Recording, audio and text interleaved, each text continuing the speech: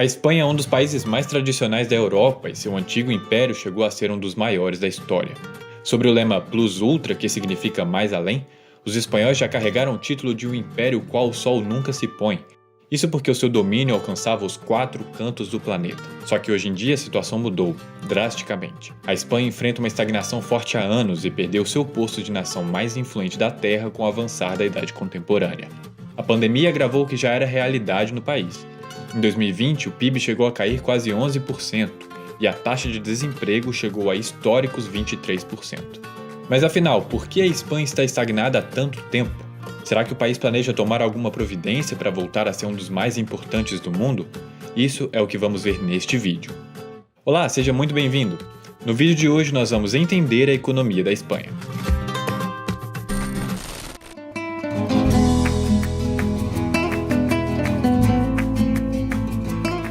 Provavelmente você já deve ter ouvido falar que a Europa sofre de problemas demográficos e a Espanha é um excelente retrato disso.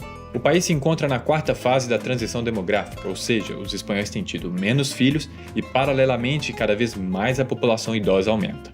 As razões desse fenômeno são claras e comuns a diversos países europeus.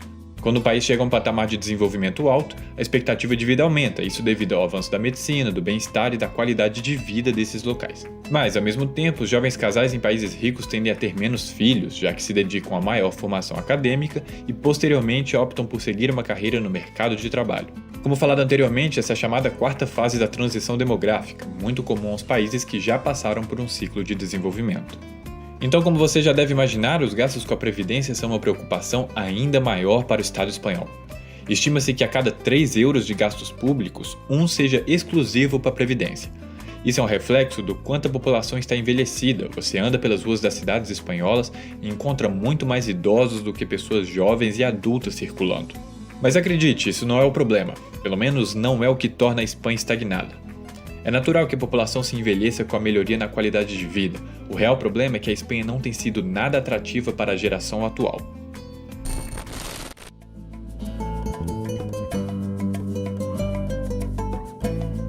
A Espanha é conhecida pela sua alta carga tributária, uma das maiores da Europa. Falando de imposto de renda, por exemplo, a taxa é progressiva, começando em 19% para rendas mais baixas, podendo chegar até 45% para pessoas que ganham mais de 60 mil euros. Não vamos entrar no mérito se essa tributação é adequada ou não, até porque esse assunto divide opiniões. Mas a verdade é que quem está enriquecendo na Espanha tem deixado o país em busca de lugares com menos impostos. É o caso de youtubers como o Rubius e Verreta777, que deixaram a Espanha rumo a Andorra, a fim de pagar menos impostos. O Rubius, por exemplo, afirma que o Tesouro Espanhol tem o tratado como um criminoso e alega que não tem sido vantagem para ele permanecer no país. Na semana que vem nós vamos publicar um vídeo falando exclusivamente sobre Andorra e entender o outro lado dessa migração. Se você quiser receber esse vídeo, que vai ser uma espécie de parte 2 desse aqui, se inscreva no canal e ative as notificações. É claro que a situação desses youtubers não pode ser levada como regra, até porque a renda que eles possuem é muito alta e a alíquota, consequentemente, acompanha. Mas mesmo assim, muitos jovens espanhóis têm preferido morar no Reino Unido em busca de melhores condições de trabalho e melhores salários. Nesse artigo, Fernando Casanova justifica que preferiu morar em Londres porque os trabalhos na Espanha não o valorizam como funcionário. Também é dito que a progressão de carreira e o aumento de salários é muito mais possível no Reino Unido. Todo esse cenário tem potencializado a crise demográfica espanhola. A fuga de cérebros é uma realidade no país, já que a última década cerca de 87 mil trabalhadores altamente qualificados deixaram a sua terra natal. A Espanha lidera esse índice ao lado da Itália, que também passa pelos mesmos problemas que a nação ibérica. Só lembrando que nós temos um vídeo aqui no canal sobre a economia italiana, vou deixar aqui na descrição para você assistir assim que terminar esse vídeo, tá bem?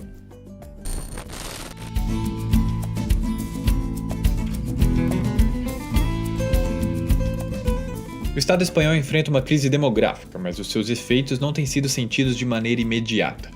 Isso porque a Espanha tem uma espécie de carta na manga que outros países como Itália, Bélgica e Irlanda, por exemplo, não têm, pelo menos não na mesma quantidade. Enquanto os espanhóis deixam seu país em busca de melhores condições de trabalho, milhares de latino-americanos desembarcam na Espanha ano após ano. Segundo o El País, Madrid acolheu um pouco mais de 610 mil pessoas nascidas no continente sul-americano, um verdadeiro boom da imigração. A capital espanhola se tornou uma verdadeira mistura de cultura argentina, chilena, peruana, venezuelana, colombiana e entre outras. Por mais que a situação espanhola não seja boa, ela ainda é muito melhor do que a maioria dos países do nosso continente. O número de imigrantes venezuelanos na Espanha, por exemplo, aumentou 53% no ano de 2020. Acontece que atualmente essa imigração é bastante seletiva. Deixar a América do Sul pode custar muito caro, principalmente pela desvalorização monetária que atinge todas as moedas do Mercosul. Uma passagem de Buenos Aires até Madrid, por exemplo, pode custar até 6 salários mínimos argentinos, isso fora os gastos com a documentação. Por isso, quem chega na Espanha, em sua grande maioria, são famílias de classe média alta, que têm dinheiro para investir e se manter no país europeu. Portanto, pode-se dizer que a imigração sul-americana tem amortecido a queda demográfica espanhola, pelo menos nos últimos 20 anos. Cada família que chega significa mais filhos espanhóis, futura mão de obra, o que é bastante interessante para o país que tem uma das taxas de natalidade mais baixas da Europa. E olha só, se você está assistindo esse vídeo até aqui e ainda não clicou no botão de inscrever-se, se inscreve para não perder o vídeo sobre Andorra que vai sair na semana que vem. A gente está preparando um vídeo caprichado sobre esse assunto, então não perca tempo e ative as notificações.